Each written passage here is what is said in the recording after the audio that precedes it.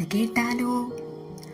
ഒരിക്കൽ ഒരു സിംഹം കാട്ടിലെ ഒരു വലിയ മരത്തിന്റെ ചുവട്ടിൽ കിടന്നുറങ്ങുകയായിരുന്നു. ഈ കാഴ്ച കണ്ട എലിക്കുട്ടന് ഒരാഗ്രഹം, സിംഹത്തിന്റെ പുറത്തൊന്ന് കയറണം. അവനൊട്ടും താമസിച്ചില്ല, സിംഹത്തിന്റെ പുറത്തേക്ക് ചാടിക്കയറി. എന്നിട്ട് മുകളിലേക്കും താഴേക്കും ഉരസിക്കളിക്കാൻ തുടങ്ങി. കളിക്കിടയിൽ അറിയാതെ എലിക്കുട്ടൻ സിംഹത്തിന്റെ മൂക്കിൽ സ്പർശിച്ചു.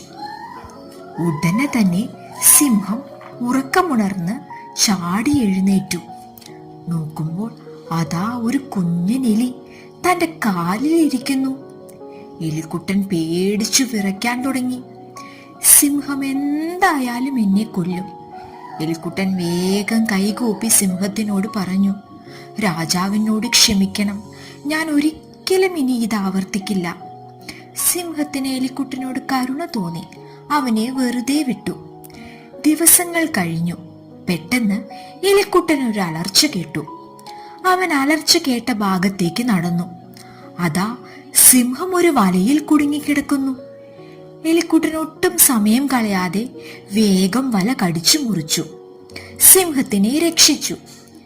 സിംഹരാജാവ് എലിക്കുട്ടനോട് നന്ദി പറഞ്ഞു. സിംഹത്തിന് പ്രത്യുപകാരം ചെയ്യാൻ കഴിഞ്ഞതിൽ എലിക്കുട്ടന് സന്തോഷമായി. പിന്നീട് അവർ നല്ല കൂട്ടുകാരായി ആ കാട്ടിൽ കഴിഞ്ഞു.